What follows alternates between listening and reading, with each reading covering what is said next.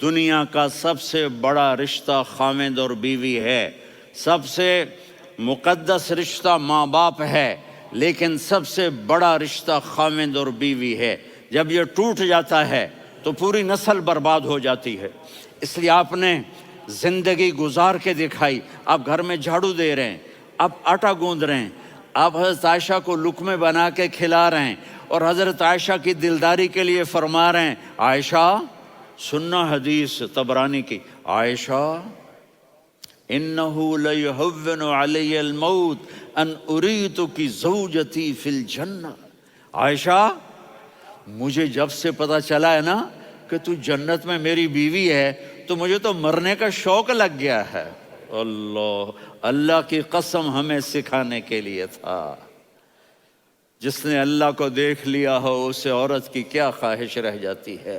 یہ ہمیں سکھانے کے لیے تھا کہ سب سے زیادہ عزت بیوی اپنے خاوند کو دے، خاوند اپنی بیوی کو دے۔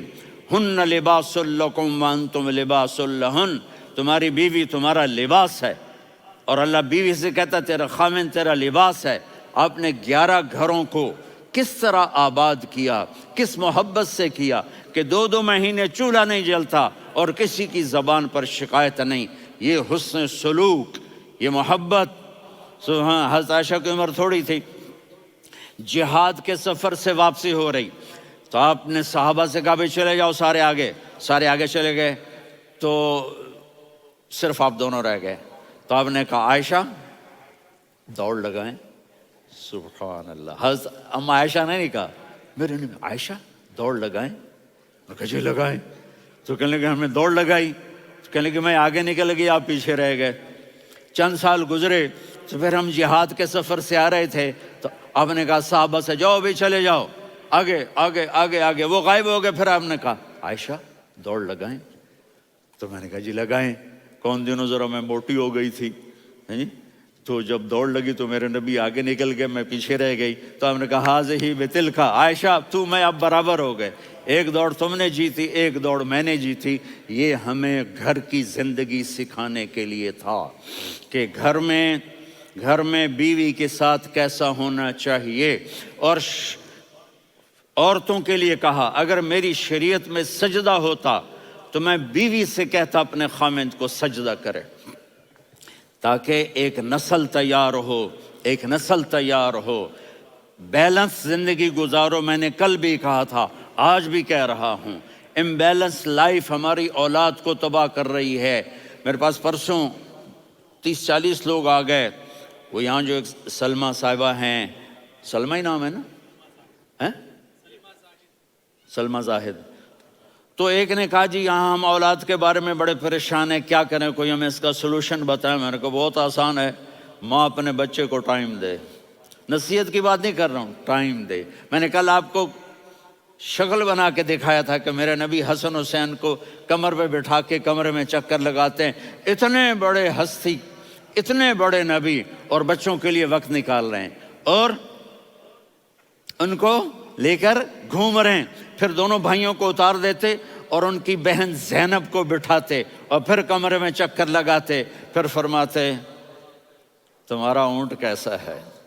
ایک دفعہ آپ سجدے میں گئے، فرض نماز، فرض، اور سجدہ لمبا، اتنا لمبا ہوا کہ صحابہ سمجھے اللہ کے نبی فوت ہو گئے۔ عبداللہ بن مسعود فرماتے ہیں میں پہلی صف میں تھا تو میں نے یوں کر کے دیکھا بھی چکر کی ہے، تو دیکھا دونوں بھائی حسن حسین میرے نبی کی کمر پہ چڑھے ہوئے تھے اور میرے نبی نے سجدے سے سر نہیں اٹھایا۔ یہ کام کرو تو بچے تم سے پیار کریں گے۔ تم کہتے ہو بچے ہم سے ڈرتے نہیں، میں نے کل بھی کہا تھا ڈائن نہ بنو، ماں بنو، تھانے دار نہ بنو، باپ بنو۔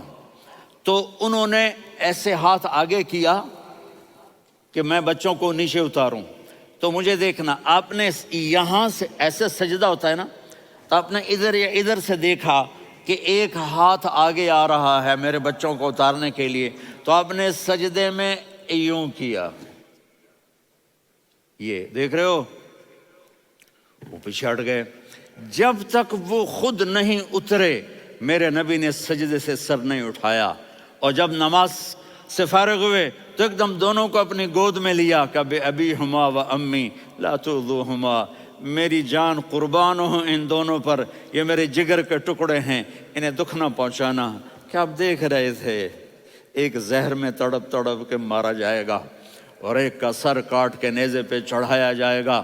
آپ کو اولاد کی محبت، نبی جس دن آپ جا رہے تھے پیر 12 ربیع الاول 11 ہجری 611 عیسوی 6 جون، آپ نے ساری بیویوں کو بلایا، اطمینان سے ملے، رخصت فرما دیا۔ پھر داماد علی کو بلایا، ان کا سر اپنی